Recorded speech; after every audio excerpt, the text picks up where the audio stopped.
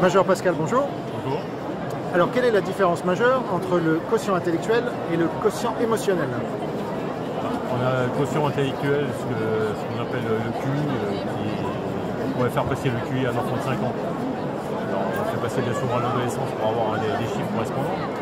C'est un quotient rationnel. Le quotient émotionnel, lui, par contre, c'est un quotient qui vient sur la maîtrise émotion, qui va venir avec le temps, avec la maîtrise et l'expérience que l'on peut avoir, que l'on va acquérir tout au long de notre vie, et qui ne faire que positiver justement le quotient émotionnel.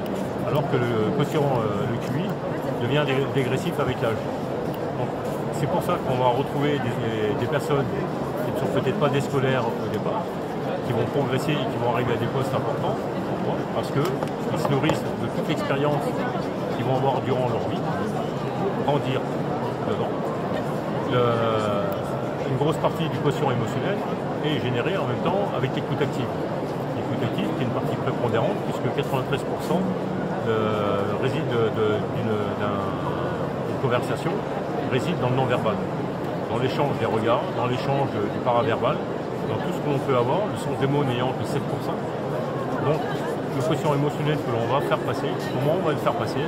Dans l'écoute, dans le regard, dans tout ce que l'on peut suggérer à l'autre, va définir derrière toutes les informations nécessaires à la compréhension et à l'empathie que l'on peut avoir envers la personne.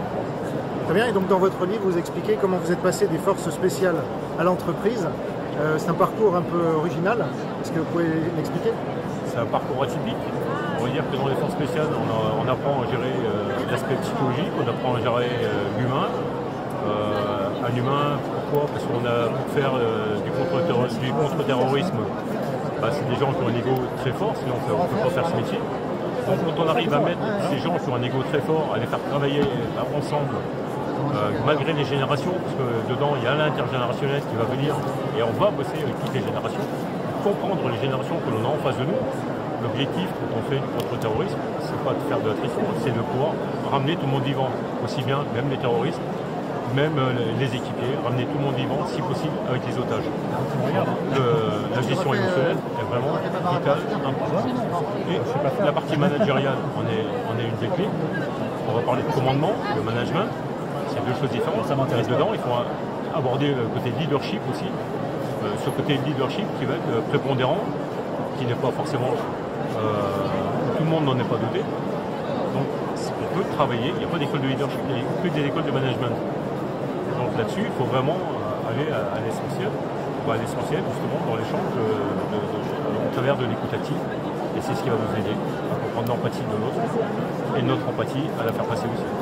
Merci beaucoup.